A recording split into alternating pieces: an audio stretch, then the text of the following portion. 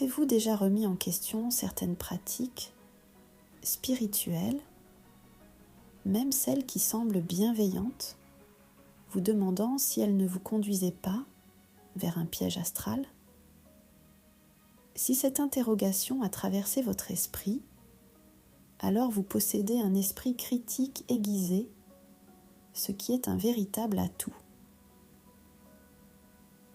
Bienvenue dans cet épisode du podcast Neutrality, où nous explorons le sujet des égrégores.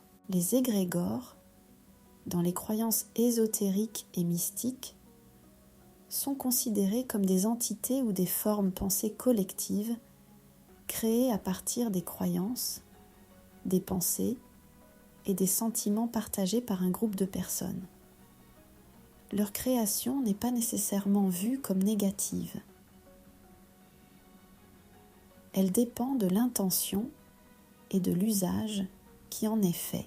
Cependant, il existe plusieurs raisons pour lesquelles certains pratiquants ou étudiants de ces traditions pourraient voir l'importance de ne pas créer des égrégores, ou du moins d'être très conscients et prudents dans leur création. 1.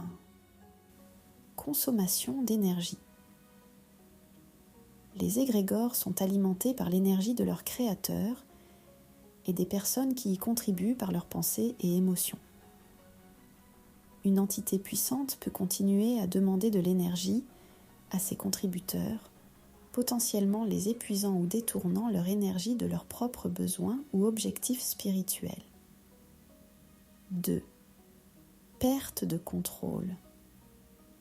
Une fois qu'un égrégore est assez puissant, il peut devenir difficile pour ses créateurs ou contributeurs de le contrôler ou de le dissoudre.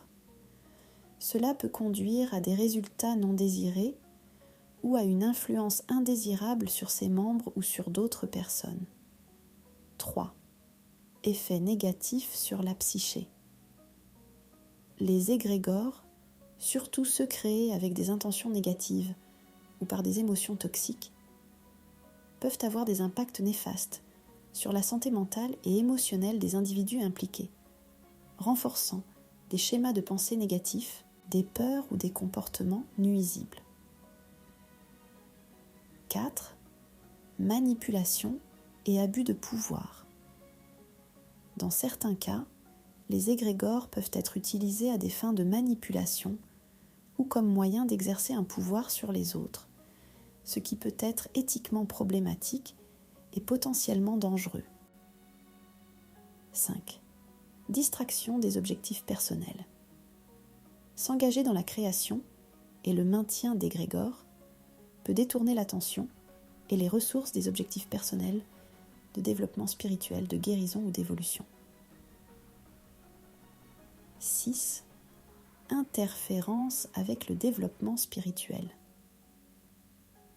Pour ceux qui cherchent à avancer sur leur chemin spirituel de manière individuelle, les égrégores peuvent parfois créer des interférences ou des distractions, éloignant les pratiquants de leur guidance intérieure et de leur croissance personnelle.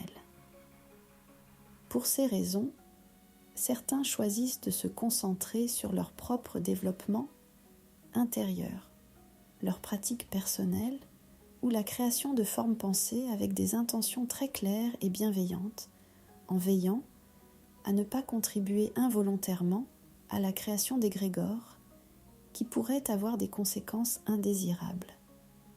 C'est pour cette raison que sur Neutrality TV, nous insistons sur l'importance de conserver son avis personnel, son esprit critique et d'utiliser ses propres outils personnels. En fin de compte, nous sommes les seuls acteurs de notre évolution de conscience. Il n'existe pas de sauveur ou de guide extérieur à nous-mêmes. Chacun est invité à explorer sa propre voie, à se fier à son intuition et à son discernement dans le processus de développement personnel, en reconnaissant que les réponses et la croissance véritable viennent de l'intérieur.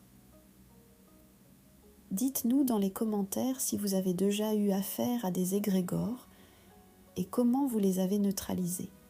Si vous avez aimé ce podcast, merci de le liker et de le partager.